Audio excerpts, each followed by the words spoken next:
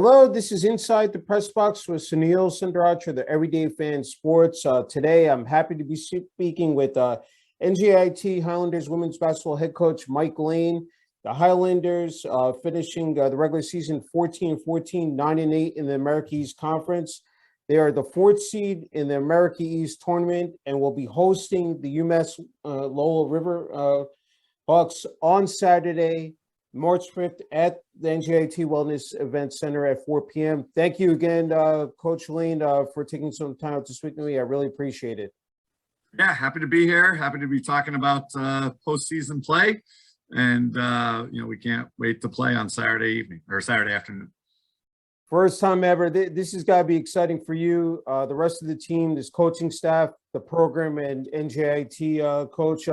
Can you just talk about, second consecutive year, it said in the America East and making the tournament, but this time around it said, the fourth seed and hosting a game at home. I mean, it's just a major milestone for this program, coach. Absolutely. I think that's, we've wanted to establish ourselves as a program, since we got here. And I think this is a great example of kind of planting our flag. Obviously getting into the America East was huge for our program. Last year able to get through COVID, this year able to get through COVID, but just able to play a full season and to be able to grab a 4 seed here and grab a home game. We're very proud of the girls and very proud for where we've taken this program so far. Okay, you're going to be playing UMass Lowell. I think if I counted right, Coach, third time in 17 days coming up here. You swept the season series, but as you know, you can throw all those records out. It's, elimination game. I said you win or you go home. Just talk about, this matchup here. I said there were close games, I said during the regular season, but you guys were able to come out on top, Coach. Yeah, they're incredibly tough, basketball program. They play really hard. Coach King does a great job there, obviously taking over for Coach Garrick leaving, and they've really kept it the same, and they've had a toughness about them. So they're very dangerous. Obviously, we met them last year in the quarterfinal up at their place, and they got us. And so again, we know certainly the records really don't mean anything here. Our 2 prior games don't mean anything unless we make it mean something. Mm-hmm. In terms of learning from those games. But we learned that lesson last week. We lost to Maine, New Hampshire, and Hartford, and we had beaten those teams previously. So, that's not exactly the lesson we wanted to learn, but we certainly learned it. And, now we have to carry that into this game, that this is a game. It's one game. It's a standalone game. And we just get to have it at home, which is, again, the same type of advantage. Doesn't really mean anything unless we actually use it.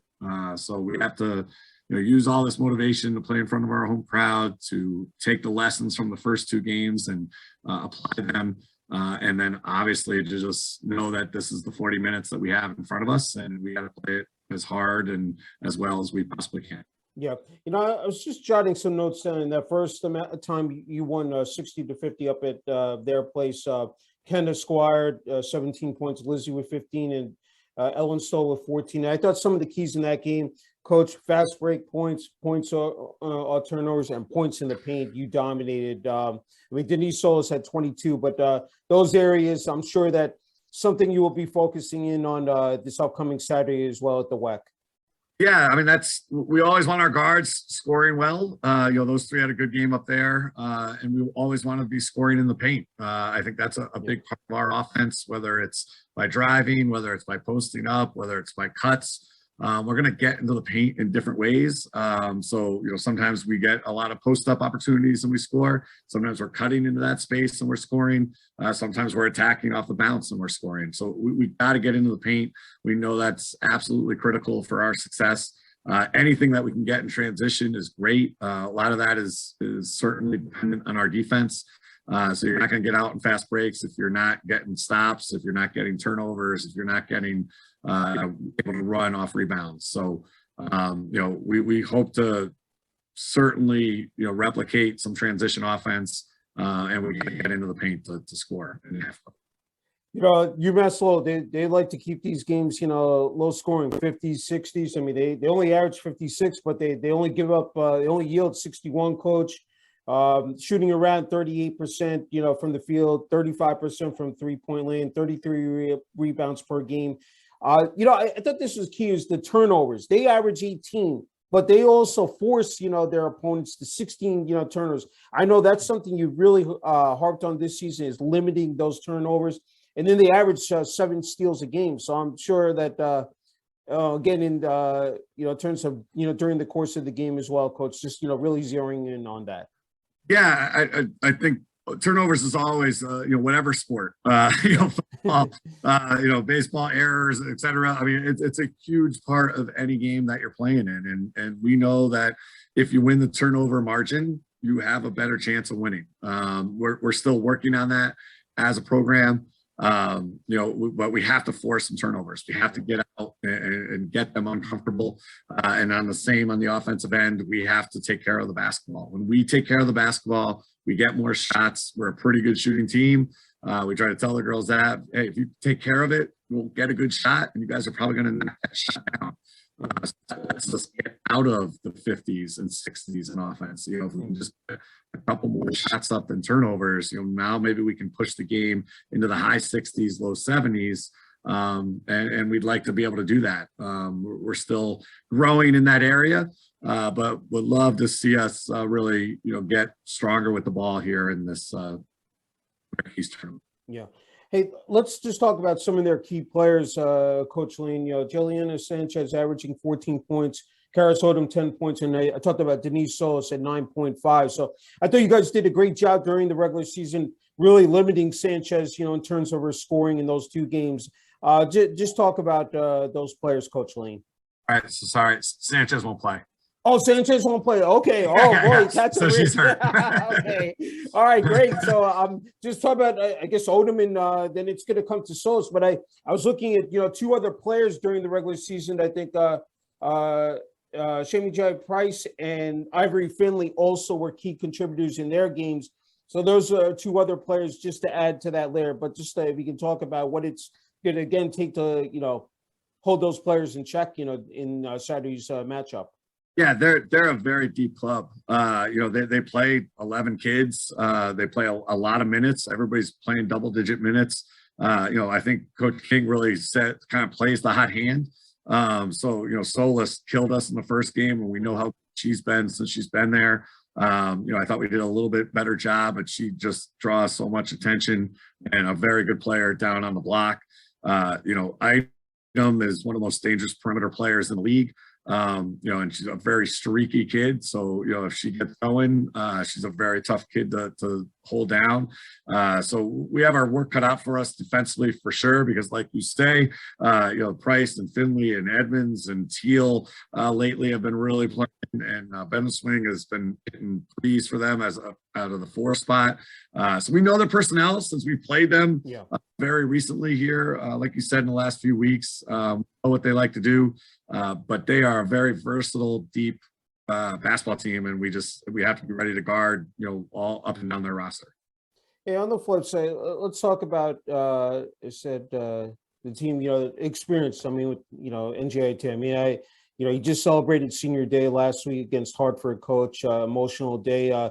Just talk about, how special this group is. I mean, I mentioned, Kenneth Squire, I said Lizzie Lewinko and Ellen Sol, all averaging, double figures. And I don't want to forget Kimmy Evans. Kimmy is, I said, essential part of this team as well.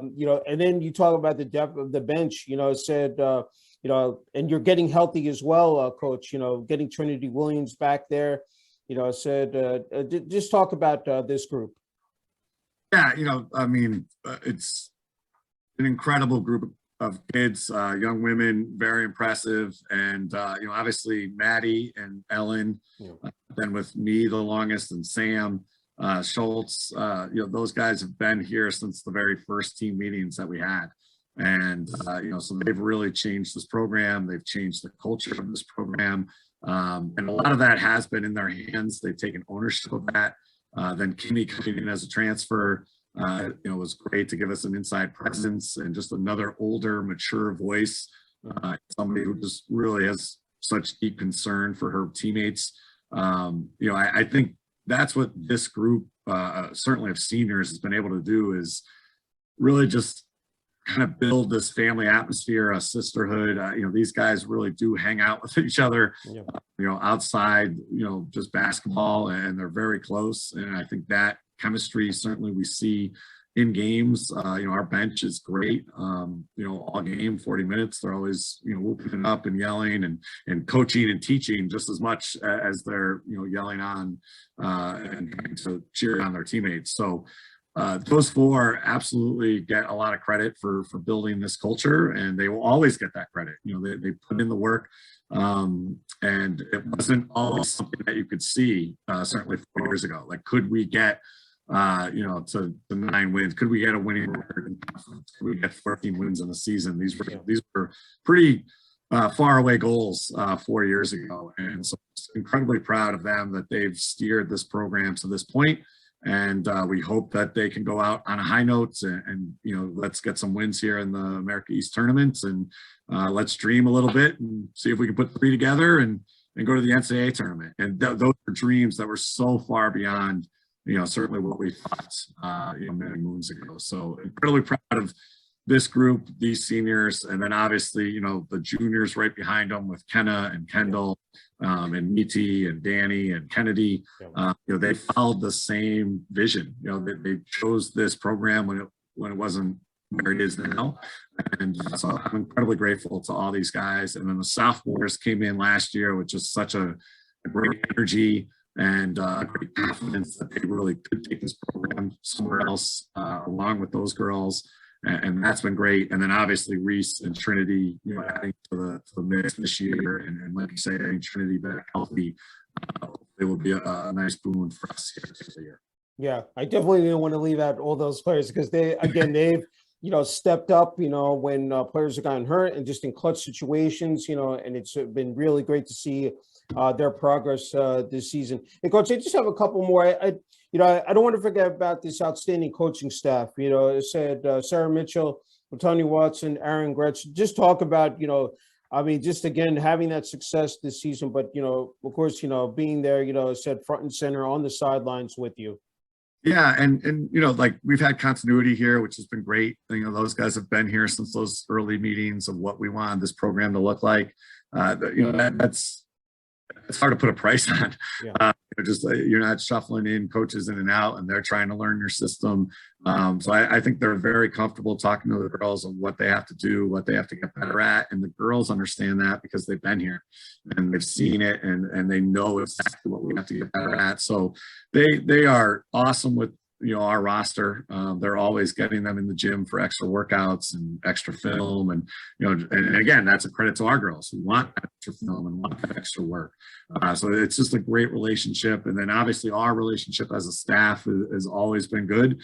I think we talk about what we have to do, and we work hard, and we're trying to find the right kids for NJIT, which I think is a special place.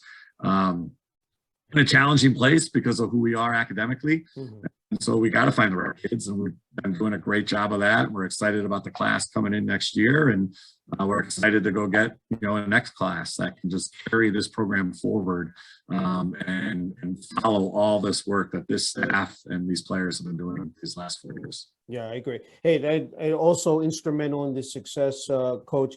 Anissa Sanchez, Director of Basketball Operations, Director of Athletics, Lenny Kaplan, and then President Dr. Joel Boom, if you just want to talk about them as well.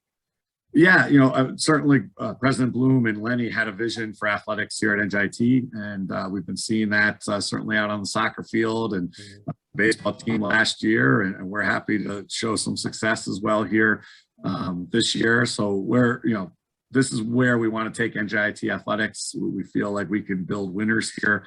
We can build champions here, and that's where we're moving. And none of that gets done, certainly without Coach Sanchez, who takes care of all the day-to-day, kind of minor details, but absolutely, huge details for us with travel and just the day-to-day operations. Anissa's been great, and she's got a great relationship with the girls, not just like helping them out day to day, but also basketball. You know, I think they lean on her just as much as to what they can do to be better. So, you know, super fortunate to be surrounded by great people up and down the NJIT. It's great. Okay, Coach. Final question. No, actually, you know, you get the last word here. In your, you know, as far as NJIT Highlander Nation locally, nationally, what your message is to them, you know, for this Saturday, you know, March 5th against, you know, UMass Lowell in the America East tournament. Well, we're excited to play. We want to play our best basketball. We feel like we're always building towards the end of the season. You know, we feel like we play a system that we try to get better at throughout the year. So that's what we want to show. We want to come out and put on a show, play with a lot of fire, play with a lot of attitude, play with a lot of energy. I think that's when we're best. And there's nothing like doing that during March Madness. You know, we get a chance here at something special. I think our girls understand it. I think they're dreaming a little bit, but obviously their focus is on UMass Lowell. We know that it's a one game at a time thing, but we get this opportunity. You know, that's why it's so special to play at this time of the year. That urgency of win or go home, you can't. We've been doing this since August 16th. That has not been on our radar at all, that this can end. And the suddenness of that at the end of the year is a scary thing, but I think it just kind of amps everybody up. And we just want to play our best basketball, and we want to have a big crowd in the WEC. It was really loud here on Senior Day. So hopefully we can get the crowd back, and we can get some atmosphere going. And like I said, we can play our best basketball of the year, and then we'll just move on in this tournament as we need to. Sounds good. Coach Lane, can't thank you enough for the opportunity. Again, you know, congrats on the success this season. And I know there's more to come. And, you know, again, wishing you and the rest of the team all the best on Saturday versus UMass Lowell. All right. Thanks, Sunil. Obviously, we always appreciate your support and your coverage of our program. It's great. Obviously, we have kids all over the country and all over the world. So it's awesome to be able to get NJIT's program and our word out. So we thank you for everything you do. Thank you.